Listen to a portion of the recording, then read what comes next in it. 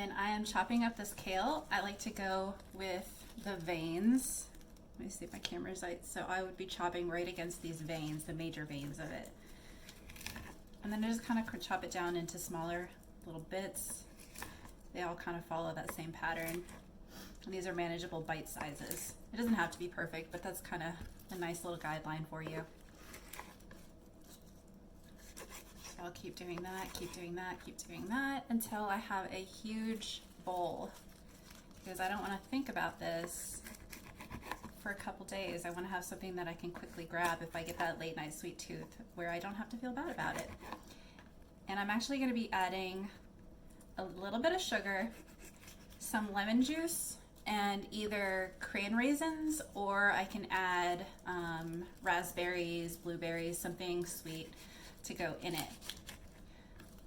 The lemon is going to make sure it stays nice and fresh, but the key, in my opinion, is to make sure that it sits overnight. If I eat it the same day that I made it, the flavors just don't seem, it just doesn't seem as sweet. There's something about it that just doesn't quite work. So just make sure you put it in the refrigerator and save it for the next day.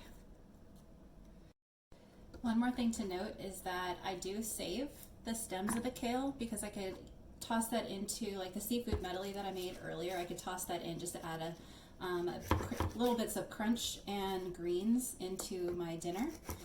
I've already made that, so I won't do that today, but I will add it tomorrow when I make something else similar. But we want to be able to reuse all of the pieces. If there's any legitimate scraps, I either try to reuse it some other type of way, like maybe I have extra kale that I can boil with my green tea, or if I have excess, say, eggplant or something like that, like the base of it, I would just throw into compost. So we're trying to, save and conserve as much as possible, and then reuse that for either soil or consumption. All right, so the kale is all chopped up, and I have a massive bowl of it. Got my scraps ready, and all I'm going to do is just lightly coat with lemon juice. I'm going to make sure it hits all the leaves, stir it in. And this is going to keep it fresh. It adds just a little bit of zest as well. It doesn't taste as strong as you might think.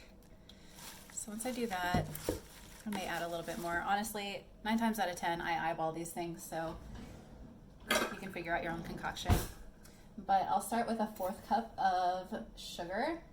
And obviously there's monk sugar and all kinds of things, so you can figure out whatever type you want to add. And I just lightly coat it. I don't think you really need much more than that.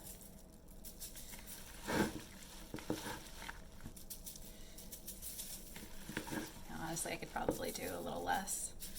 So I'll stop before a 1/4. But I want to make sure all the leaves are covered really lightly.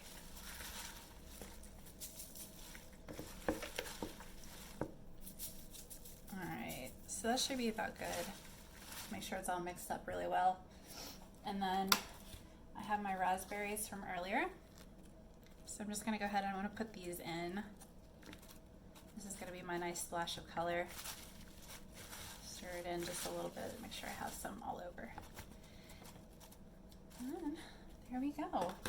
So another thing that I usually add is slices of almonds, but all I have are whole peanuts right now, and frankly speaking, I just don't feel like chopping them all up. So you can add that.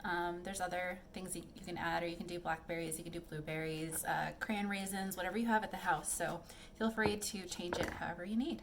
But this is what I would make if I have a sweet tooth in the middle of the night and I don't want to feel like a total jerk. So instead of grabbing for a brownie, I will grab for my sweet kale salad.